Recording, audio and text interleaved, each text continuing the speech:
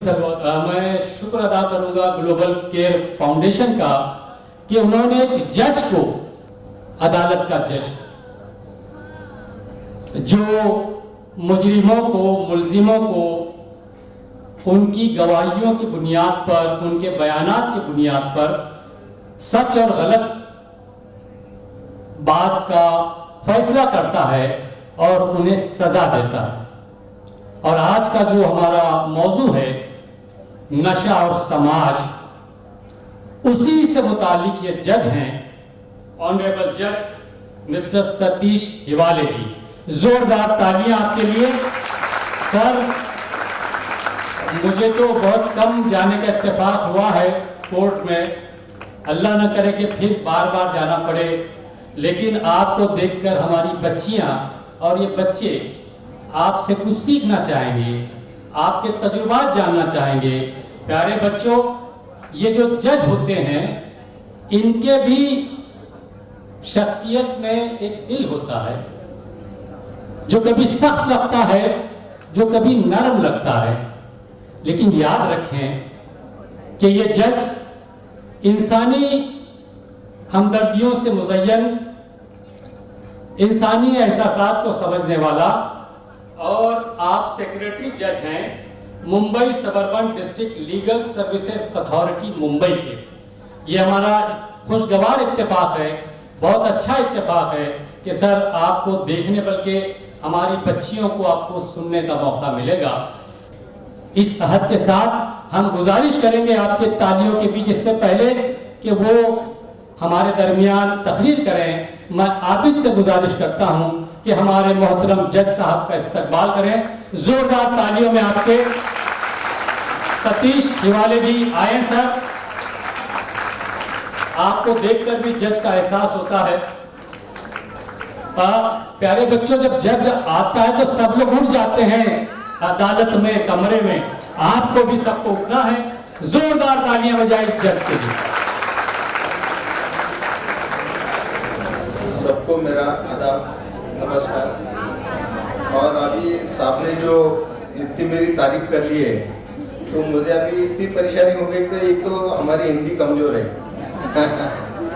और उन्होंने हिंदी भी उर्दू भी बहुत अच्छी तरह बोली। इसके पहले जो वक्ता थे दिलावर साहब, उन्होंने अपनी बहुत अच्छी बैटिंग की, उन्होंने बहुत अच्छे तरीके से समझाया कि ड्रग एडिक्ट कैसा होता है, उसके ऊपर, समाज के ऊपर, अपने फैमिली के ऊपर क्या क्या प्रॉब्लम है। आज का जो प्रोग्राम है, हमारे अजीज दोस्त से ग्लोबल केयर फाउंडेशन के जो संस्थापक हैं अबेद अली साहब, वैसे जो IPS अधिकारी यहाँ के, कि जिनका हमने यूट्यूब पर वीडियो देखा है, अभी सब आते बहुत सारी तारीफ करते साहब की, और हमको बताते कि बहुत सारे अच्छे उन्होंने जो प्रोग्राम है, सोशल प्रोग्राम, और उन्होंने एक सीरियल चलाई, तो वाकई ये बहुत अच्छा है इनका। उसके बाद में अभी जो अपने वक्ता थे, उन्होंने तो जज की ऐसी तारीफ कर दी है कि बस। लेकिन क्या है, आपको मैं हकीकत बताता हूँ, जज कभी बात करते नहीं, कभी ये प्रोग्राम वगैरह जो भाषण देने की हम लोगों को आदत नहीं रहती, क्योंकि हमारा काम ये कि रहता, आप देखे होंगे टीवी के ऊपर कोई प्रोग्राम में आए तो जज एक खामोश बैठे रहते, बस अपना ऑर्डर करते हुए और बोलते रहते, बस जो भी काम है तो वकीलों का है, लिटिगेंट का है, हम तो सब लिखना जानते हैं। लेकिन जहाँ से मेरी ट्रांसफर अभी 1 साल पहले Mumbai suburban district legal service के ऊपर जो सेक्रेटरी बन के हुई, तो जब मुझे बहुत अजीब सा लगा कि पिछले 15 साल 16 साल में मैंने किसी से बात किया नहीं, मैंने कभी ऐसा कोई भाषण किया नहीं, कभी किसको संबोधन किया नहीं। अभी मुझे ये सब करना है, नर्वस था, लेकिन हाईकोर्ट ने जवाबदारी दी थी कि आपको समाज में जाना है, वो इलाके में जाना है जहाँ पर ये जो पब्लिक अवेयरनेस है, लीगल अवेयरनेस है, अगर आप जाके उनको समझाएंगे नहीं, आप उनको बताएंगे नहीं उनके अधिकार क्या है, उनके पास उनके लिए क्या योजना है, ये सब अधिकार, और उनको जब आप जागरूक करेंगे नहीं, तब तक है ना, ये समाज में तो उसके अवेयरनेस आएगा नहीं, उनको पता नहीं चलेगा। भाइयों और बहनों, भारतीय राज्य घटना में ऐसा लिखा है कि प्राइमरी एजुकेशन कंपलसरी और फ्री होना चाहिए, लेकिन अभी भी अपन देहातों पे तो देखते हैं, लेकिन मैंने मुंबई में देखा है बहुत सारी जगहों पे ऐसा होता है कि कॉलेज स्कूल प्राइवेट ट्यूशन जो है उसकी फीस, प्राइवेट कॉलेज की फीस इतनी ज़्यादा होती है, तो जो मिडिल क्लास का भी हो उनको अगर समझे इच्छा भी रही तो उतनी फी भर नहीं सकता। इसीलिए भी गवर्नमेंट ने जो भी योजना निकाली है, लेकिन वो योजना का लाभ है ना, वो जब सर्वसामान्य जो नागरिक है उनको मालूम नहीं रहती, उनको मिलता नहीं। अभी साहब ने जैसा बताया कि ड्रग्स एडिक्ट, अभी उन्होंने बहुत अच्छा बताया कि कैसा होता है, 3 प्रकार कैसे होते हैं, जो महात्मा गांधी की योजना है और जो टीपू सुल्तान ने उन्होंने अपने जो प्रोग्राम में कार्यक्रम में वो लगाया था कि जो नशाबंदी का, तो वही अडॉप्शन महात्मा गांधी ने अपने प्रोग्राम में लिया था।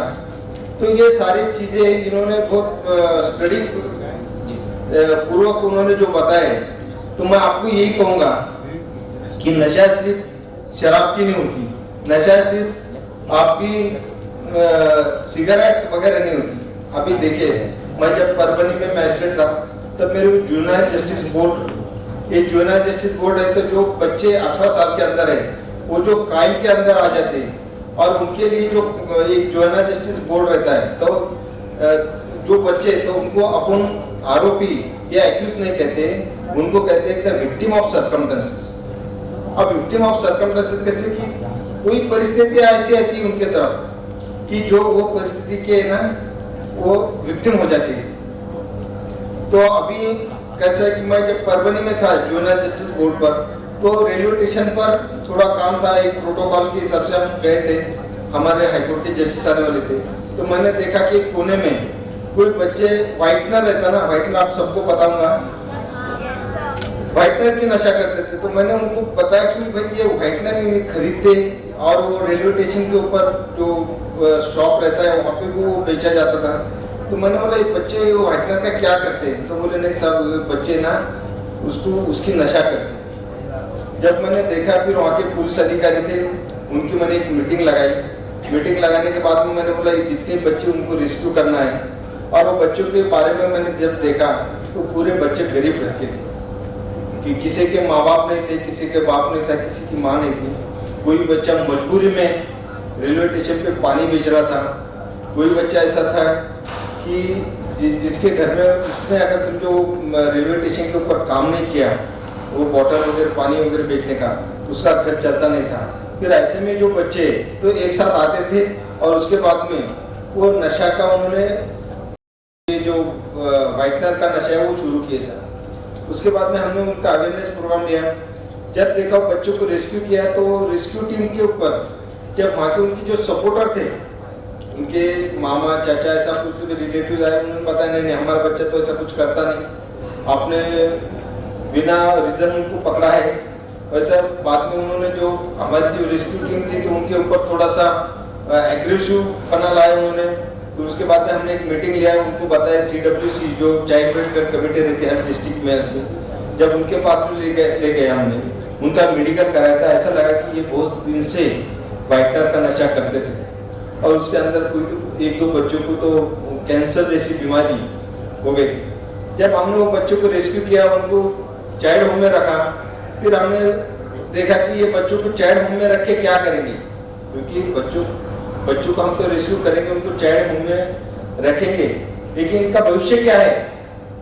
अब भविष्य जब क्या है ऐसा पता चला, तो हमने देखा कि लीगल सर्विसेज अथॉरिटी में ऐसी स्कीम थी कि ये बच्चों का पुनर्वसन करना, यानी वो सोसाइटी के अंदर उसको रजिस्टर करना, उसको अच्छी पढ़ाई देना, अच्छी उसको तालीम देना कि जो देश का नागरिक बन सके। जैसे कि साहब ने अभी बताया कि बाहर के देश में यूथ पार्लियामेंट है, अपने तरफ डायरेक्टली यूथ पार्लियामेंट नहीं है, लेकिन यूथ के पुनर्वसन के लिए या यूथ के ग्रोथ के लिए ऐसे भी कायदे हैं कि जो अपने को पता नहीं रहते। तो उसके बाद में हमने जब देखा वो बच्चों का, तो फिर हमने जो स्कूल थे प्राइवेट स्कूल, तो उनको बताया कि जो आपके स्कूल में 25% का जो है ना कि गवर्नमेंट का JR है कि कोई भी स्कूल रही, चैरिटेबल ट्रस्ट है, स्कूल है, तो वहाँ पे उन्होंने 25% जो है तो बिलो पॉवर्टी लाइन है या कोई जिनका इनकम है लोअर इनकम वाले जो है तो उनको एडमिशन देना चाहिए।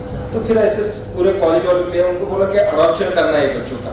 उन्होंने बताया सर जी अडॉप्शन करना है यानी उनको पिताजी का नाम देना पड़ेगा और उनको अपने प्रॉपर्टी में हिस्सा देना। मैंने बोला वो नहीं है। अडॉप्शन कैसा है कि अडॉप्शन का वर्ड ऐसा है कि आपके स्कूल में हमारे 5 बच्चे जो है आप उसका एडमिशन देंगे, उसका पूरा सालाना जो खर्च है एजुकेशन का आप खुद उठाएंगे।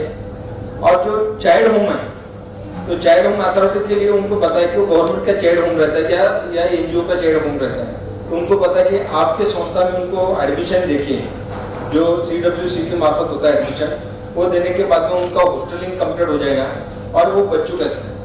तो जो हमने जो बच्चों वहाँ से रेस्क्यू किए थे उसमें से एक बच्चा अभी इंजीनियरिंग को नागपुर में अभी इंजीनियरिंग के सेकंड ईयर को है। तो देखो जो बच्चे के माँ बाप नहीं थे और जो वाईफाई से एडिक्ट था।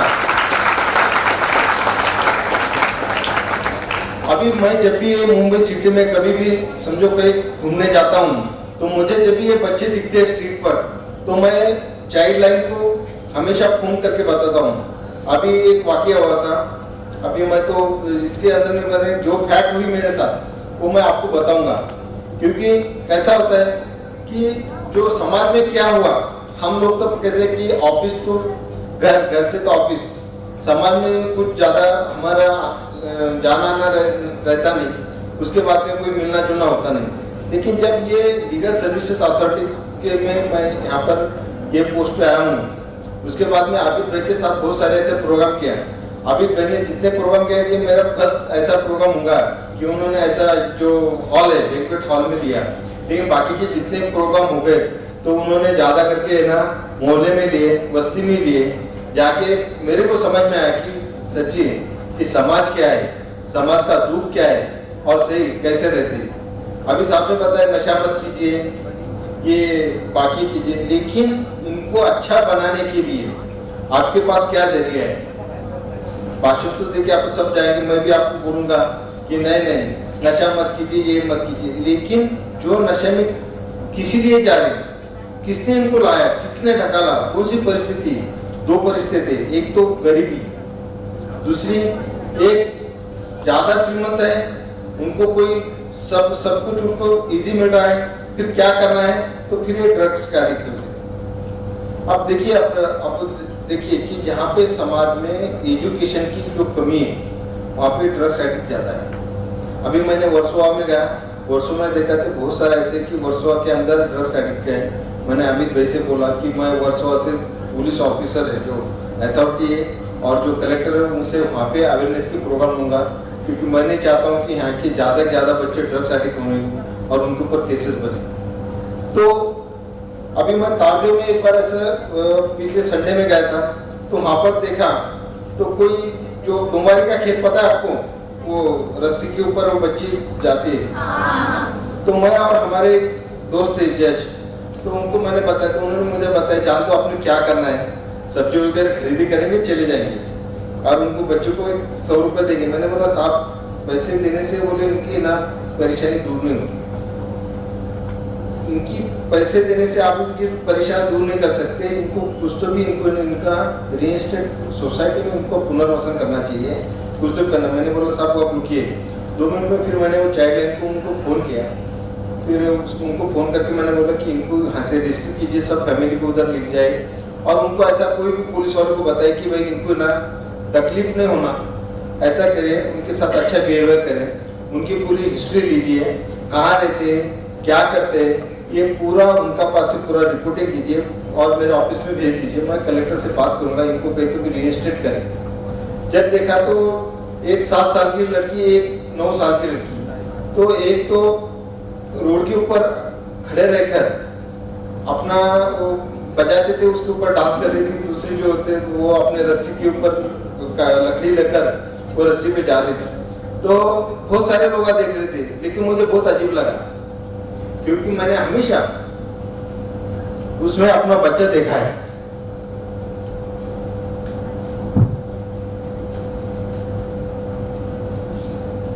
हम लोग ने फिर उनको रेस्क्यू किया, रेस्क्यू करने के बाद में देखा कि उसका पिताजी जो है तो थोड़े ड्रग्स एडिक्ट थे और पूरी फैमिली को लेके उन्होंने वो जो ये प्रोग्राम करते थे उसमें का जितना पैसा आता था उसका आधा पैसा वो शराब पीने में लगाता था। उसके बाद में मैंने अभी उसका भी हम नाम डिस्क्लोज नहीं करेंगे क्योंकि कायदे से बंदी है, कोई बच्चे का इनका नाम जो डिस्क्लोज करना है उसको कायदे से बंदी है। तो उनका हमने अभी लिया, मैंने कलेक्टर मैडम से बात किया कि भाई इनका पुनर्वसन मुझे करना है और अपन करेंगे।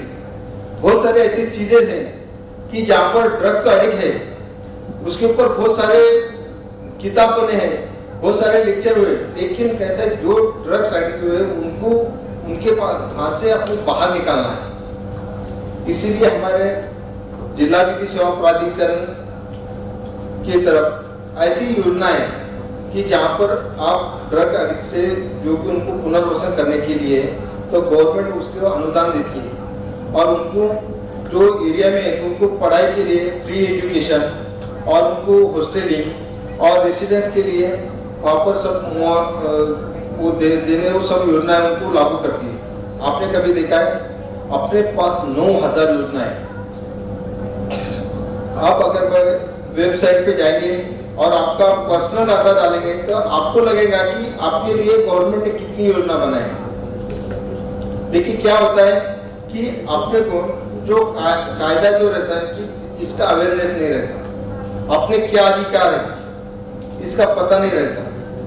उसके बाद उसकी वजह से आप लोगों को गवर्नमेंट की कोई स्कीम मिलती नहीं। और मेरा एक दूसरा कहना है कि जो गवर्नमेंट ऑफिसर है तो वो यही सोचते हैं कि बस मुझे यहाँ पर 3 साल रहना है, 3 साल रहने के बाद में मुझे यहाँ से जाना है, बस कुछ नहीं, जितनी मेरी सर्विसेज सेव करना है मुझे। ऐसा नहीं, आप वो योजना लागू कीजिए, जो भी इसके अंदर इंटाइटल है उनको योजना दीजिए। तो इसलिए गवर्नमेंट ने जो जिला विधि सेवा प्राधिकरण है तो माननीय सर्वोच्च न्यायालय और माननीय उच्च न्यायालय ने उन्होंने हम लोग को डायरेक्शन दिए कि गवर्नमेंट ने जितनी भी योजनाएं गवर्नमेंट की अगर वो जो पब्लिक में लागू नहीं करते हैं, अगर उनका पब्लिक का कोई ऐसा कंप्लेन आता है आपकी तरफ तो आप उसको फॉलो कीजिए। आपके PLBs है हमारे जिला विधि सेवा प्राधिकरण में जो पैरालीगल वॉलंटियर्स है तो वो पैरालीगल वॉलंटियर के थ्रू आप वो गवर्नमेंट से कॉन्टेक्ट कीजिए किस वजह से आप ये योजना उनको लागू कर रहे नहीं, कि क्या वजह है, ये इंटाइटलमेंट है क्या नहीं है तो आपने योजना क्यों नहीं उनको लागू की, अगर नहीं है तो आप उनको वो योजना का लाभ कौन से कारण से नहीं दे रहे, ये सब आप उनसे ना इंक्वायरी कर सकते हैं और जो भी योजना है तो उनको आप लागू कीजिए। तो ये हमारा विधि सेवा प्राधिकरण का है। विधि सेवा प्राधिकरण में सिर्फ इतना ही नहीं है, तो जो अपने घरेलू हिंसाचार है, घरेलू हिंसाचारापासून महिलांचे संरक्षण वगैरे जो डोमेस्टिक वायलेंस एक्ट है, तो जितनी भी जो चाइल्ड है और वुमेन्स है, लेडीज है, उनके लिए फ्री में लीगल सर्विसेज है। और उसके बावजूद अगर कोई कोर्ट के अंदर केस है, कोई भी केस है, उनकी प्रॉपर्टी का केस है, क्रिमिनल केस है, अगर कोई वुमन का केस है यानी या उनको अपना केस दाखिल करना है तो पूरा फ्री ऑफ कॉस्ट होता है। ऐसा नहीं कि कोई वुमन अगर ज़्यादा पैसे वाले हो या उनके पास एडवोकेट हायर करने की उनको वो तो उनके पास कैपेसिटी है, तो उसके बावजूद भी कायदे ने जो दिया है कि कलम section 12 of the legal services authority act उसके अंदर दिया है कि जो भी चाइल्ड और वुमन होंगे तो उनके लिए फ्री सर्विस है और फ्री लीगल एड है। तो आपको कहीं किसी के पास पैसे खर्च करने की जरूरत नहीं। उसके अंदर जो भी आते कि घरेलू हिंसाचार है, 498 है, ऐसे अलग अलग से बहुत सारे केसेस है कि जो राइट टू एजुकेशन है, इसके लिए अगर आपको कोई रीड करना है कोर्ट में कि भाई मेरे जो अधिकार है तो ये यहाँ ऑफिस ने हमारे अधिकार दिए नहीं, कोई शिष्यवृत्ति है, तो ये सब कुछ दिया नहीं, तो इसीलिए आप हमारे विधि सेवा प्राधिकरण को आ सकते हैं। हाँ, हमारी तरफ से आपको लीगल सर्विसेज और जो भी है एडवोकेट फ्री ऑफ कॉस्ट दे सकते हैं। उसके बावजूद ST और SC जो कास्ट के तो उनके लिए फ्री लीगल सर्विसेज है। और उनके बाद भी जो भी अदर पर्सन है कि उसके अंदर जिनका इनकम 3 लाख के सालाना इनकम 3 लाख के अंदर है तो उनको सबके लिए फ्री लीगल सर्विस है और उनकी केस कोर्ट के अंदर अपन फ्री में दाखिल कर सकते हैं। इसीलिए आपको कोई पैसे देने की जरूरत नहीं। मैं सबसे ज्यादा बात करूंगा राइट टू एजुकेशन। क्योंकि जब तक आप एजुकेशन लेंगे नहीं, अभी कोई ऐसा कहते हैं आपने कहाँ नौकरी लगने वाली, कहाँ सर्विस है, गवर्नमेंट में कोई जॉब नहीं है, कोई भर्ती नहीं है वगैरह कुछ नहीं, तो फिर काय के लिए पढ़ाई करना है? कोई तो भी धंधा करेंगे, कोई तो भी अपना बिजनेस शुरू कर देंगे, या मुंबई जैसा देखा मैंने कि कुछ नहीं करे तो सब कुछ क्या करते हैं कि कॉमर्स कॉलेज को एडमिशन ले लेते हैं, कॉमर्स की डिग्री लेते हैं। ऐसा नहीं है, आपका एजुकेशन कंपलसरी होना चाहिए। एजुकेशन ऐसा एक हथियार है कि आप कुछ बन सकते हैं। आपने कितनी प्रॉपर्टी कमाया, कितना पैसा कमाया, उसके अंदर तुम्हारे के बहनों के या माँ बाप के उसके हिस्से हो सकते हैं। प्रॉपर्टी कल भी जा सकती है, आज भी जा सकती है, बढ़ सकती है, लेकिन तुम्हारा जो एजुकेशन है उसके अंदर कोई पार्टीशन नहीं कर सकता, कोई आपसे छीन नहीं सकता। और एजुकेशन ऐसा चाहिए कि सिर्फ डिग्री लेने के लिए नहीं, आपने उसके अंदर पढ़ाई करना चाहिए, सर्च करना चाहिए, रिसर्च करना चाहिए। जब आप इस काबिलियत बनोगे तो आपको खुद ब खुद आपको सब जो है पैसा, नॉलेज, नौकरी, ये सब आपके पीछे आएगा। ड्रग लेने से या ड्रग के आदी होने से, आपको सामने पता है ना, ड्रग्स लेने से कोई ऐसा लगता है कि उसको आसमान छू है, तो ये तात्पुरती योजना रहती है, तात्पुरता रहता है कि जो ड्रग्स लेने से उसको जब तक नशा है तब तक वो तो इंडिया का सबसे बड़ा आदमी बन जाता है। जब नशा उतरने के बाद में देखता है। तो मेरा यही कहना है कि आप जो ये ड्रग के एडिक्ट है, आपके पड़ोस में है, आपके मोहल्ले में है, तो आप जरूर है ना हमारे लीगल सर्विस अथॉरिटी को फ़ोन कर सकते हैं। हमारा नंबर ग्लोबल फाउंडेशन वाले आबिद भाई आपको देंगे। हमारी वेबसाइट भी है, उसके बाद में हमारा एक डेसिग्नेटेड जो मोबाइल नंबर है तो वो भी है। उसके बाद हमारा दूसरा मोबाइल ऐप भी है। अगर आपके मोहल्ले में ऐसा कुछ होता है तो आप डायरेक्टली हमको फ़ोन कर सकते हैं। अभी हमने एक अंधेरी में ऐसी केस थी कि एक वुमन थी, ड्रग्स एडिक्ट थी, उनको उनका जो बच्चा था तो वो ड्रग्स से अधीन हुआ था, और उनको यहाँ से अपना राजस्थान के अंदर उनको यहाँ से उनको उसको किडनैप करके ले गए और वहाँ पे उसका सेक्सुअल अब्यूज हुआ। उसके बाद में वो महिला हमारे तरफ आई, हमारे ऑफिस में आई, और उन्होंने बताया कि मैंने पुलिस में भी कंप्लेन किया, कोई कुछ हुआ नहीं। उन्होंने हमको डांटा, हमको बताया कि भाई आप बच्चे नहीं संभाल सकते, और आप ही बता रहे हमको कितने दिन से ऐसा। तो उसके बाद में महिला हमारे जो एक पीएल भी थे, सायरा मैडम बोल के, तो उन्होंने लेके आए। तो मैंने बताया कुछ नहीं, आपके बच्चों को देखेंगे आप। उसके बाद में हमने राजस्थान लीगल सर्विस अथॉरिटी से बात किया है। फिर आपको पता चला है कि उसके ऊपर सेक्सुअल अब्यूज हुआ है, और वो वहाँ के चाइल्ड होम में। फिर हमने यहाँ से किया कि चाइल्ड होम से, जो चंगूर के अंदर चाइल्ड होम है हमारा, CWC का ऑफिस, वहाँ से कॉन्टैक्ट करके वो बच्चों को वहाँ से रेस्क्यू करके यहाँ पर लाए। उसके बाद में हमने महिला को बताया कि भाई इसको स्कूल में डालना, इसको स्कूल में डालिए, उसका डिटेल हमको दीजिए। लेकिन अनफॉर्चुनेटली क्या हुआ कि वो महिला बाद में हमारी तरफ आई नहीं। ऐसा मत कीजिए। अगर जब हमारी तरफ आए कि आप क्या योजना है, पुनर्वसन के लिए क्या कर सकते हैं, आप बार बार हमारी तरफ आइए और हम आपको पूरा सपोर्ट करेंगे। कैसा है कि आप जब समाज में जाके, ये जो कार्यक्रम का जो ये एम एंड ऑब्जेक्ट ये है कि हम जब ये योजनाएं आपको बताते तो आप एक आदमी, आप 5 जनों को बताएंगे कि कोई तो भी लीगल सर्विसेज अथॉरिटी का ऑफिस है। दुख इस बात का है कि जब मैं एक दिल्ली सर्वोच्च न्यायालय से मुझे ऐसा फोन आया था कि यहाँ की ऐसी महिला है, उनको लीगल एड चाहिए, और अंधेरी पुलिस स्टेशन के अंदर उनका केस है, तो पुलिस दर्ज कर रही नहीं, तो आप वहाँ पर पीएलबी लगा के आप खुद कांटेक्ट करके हमको रिपोर्ट कीजिए क्या प्रॉब्लम है। अब जब मैंने कहा कि भाई जब सर्वोच्च न्यायालय से हमारा नेशनल लीगल सर्विसेज अथॉरिटी से फोन है, तो अपने पर्सनली उसको अंदर जो है इंटरफेयर करके मैंने वहाँ पे पीआई को फोन किया है। तो दुख की बात यह है कि वो पीआई को मालूम नहीं था कि लीगल सर्विसेज अथॉरिटी प्राइवेट है क्या, गवर्नमेंट का है क्या, इनका कोर्ट चलाते हैं कि सुप्रीम कोर्ट का कोई। हमें बोला कि साहब आप क्या प्राइवेट एनजीओ चलाते हैं क्या। मैंने बोला ठीक है, आपका नाम क्या है। तो मैंने उनका नाम वगैरह मैं आपको बताऊंगा नहीं मैं। फिर मैंने उनको नोटिस दिया और उनको बुला ऑफिस को। मैंने बोला ये मनोदरिया का ऑफिस है। तो मनोहर दरिया का ऑफिस उनके समझ में आता है। अपने कैसर साहब है, उनको पता है कि जहाँ पर जितने हायर लेवल के ऑफिस रहते हैं तो उनको पता रहता कोर्ट क्या है और कोर्ट की प्रोसीडिंग कैसी है। लेकिन हमारा जो लीगल सर्विसेज अथॉरिटी ऐसा ऑफिस है कि जिनको लगता है सेक्रेटरी बोले तो हर ऑफिस में होता ना सेक्रेटरी, तो उसी तरह एक सेक्रेटरी रहता होगा, कुछ अलग से एनजीओ चलाते हुए लीगल सर्विसेज, यानी कि फ्री में दे रहे लीगल सर्विसेज तो एनजीओ दे सकती है, हाई कोर्ट ने दे सकती है। लेकिन हमारा जो है तो लीगल सर्विसेज अथॉरिटी एक्ट, उसके अंदर माननीय सर्वोच्च न्यायालय ने राष्ट्रीय लीगल सर्विसेज अथॉरिटी यानी कि महाराष्ट्र के अंदर महाराष्ट्र लीगल सर्विसेज अथॉरिटी उनका निर्माण किया।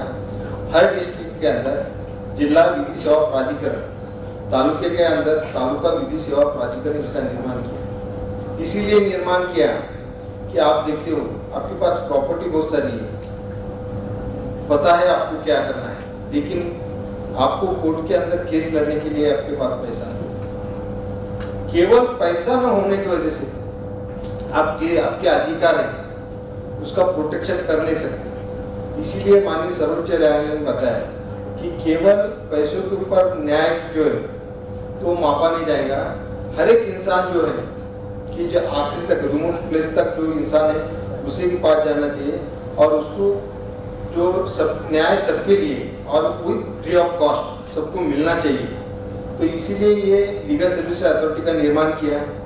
उसके बाद में हर एक जिले में तालुके में, लेकिन दुर्दैव की बात है कि अभी भी मुंबई जैसे ऐसी सिटी में मेट्रोपॉलिटन सिटी है, वहाँ पे बहुत सारे एरिया में ऐसा लीगल सर्विस अथॉरिटी का कुछ पता नहीं। हम लोगों ने बहुत से ऐसे पैन इंडिया के जो प्रोग्राम लिए, तो पैन इंडिया के प्रोग्राम में हमने बहुत सारा ऐसा देखा है कि जहाँ जहाँ पे भी हमने बहुत सारे एनजीओ के साथ काम किया है और ज़्यादातर के ये अपने ग्लोबल फाउंडेशन के साथ मैंने काम किया है। और मुझे एक अच्छा भी लगा है कि ये ग्लोबल फाउंडेशन जो है तो सही है, जो बस्ती में जो प्रोग्राम करते तो हमारा हाईकोर्ट ने भी अप्रिशिएट किया कि भाई हर एक प्रोग्राम जो होते थे ऐसे बड़े हॉल में होते। पहली बार देखा मैंने कि ऐसे हॉल में मत लीजिए, आप जहाँ मोहल्ले में जो मोहल्ले में तो उसको स्पेसिफाइड कीजिए, वेरीफाइड कीजिए, वहाँ पे जाकर आइडेंटिफाइड कीजिए वो एरिया और वहाँ पे जाकर वहाँ पे प्रोग्राम लीजिए कि उनको भी लग सके कि ये प्रोग्राम अपने लिए है और जो प्रोग्राम अपने लिए तो उसका कुछ तो फायदा होगा।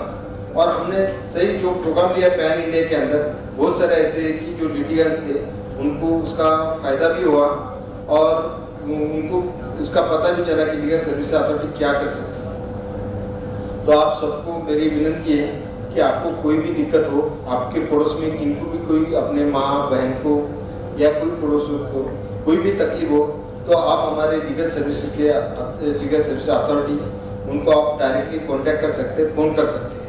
अब अगर मुंबई में दो है, Mumbai district legal services authority और मुंबई सब urban district legal services authority, इनमें से किसको भी आपने फ़ोन किया तो आपको तुरंत हेल्प मिल जाएगी।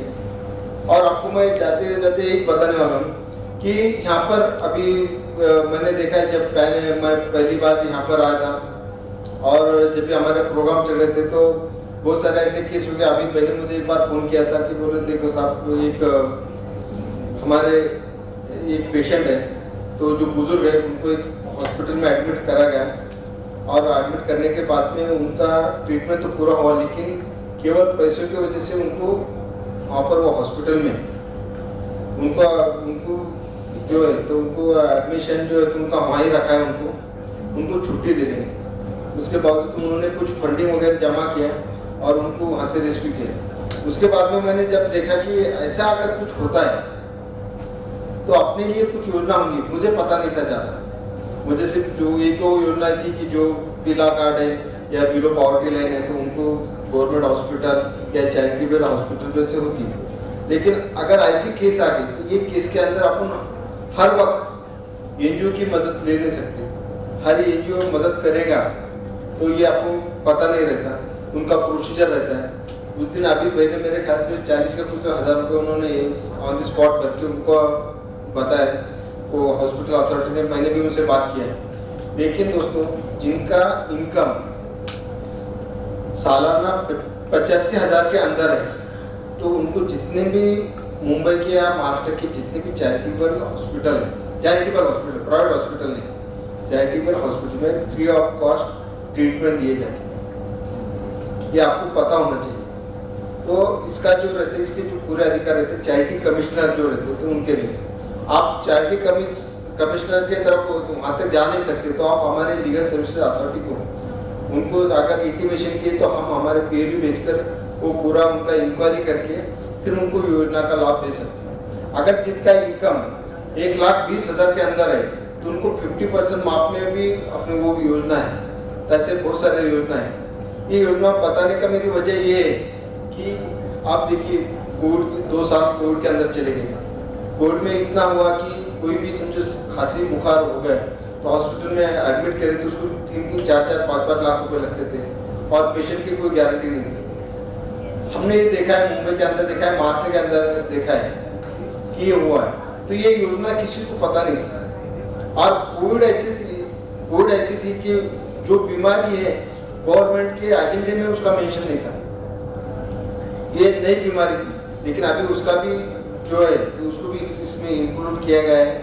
और आपको जब भी कोई भी सहायता लगे तो आप हमारे लीगल सर्विसेज अथॉरिटी के तरफ आप कॉल भी कर सकते हैं। आने की जरूरत नहीं, आप कॉल कर सकते हैं। अगर आपका फिजिकल प्रेजेंस आवश्यक है तो हम जरूर बताएंगे आपको कि आप खुद आके हमारे विजिट करेंगे। इतना बोलकर मैं मेरे 2 शब्द खत्म करता हूँ। धन्यवाद।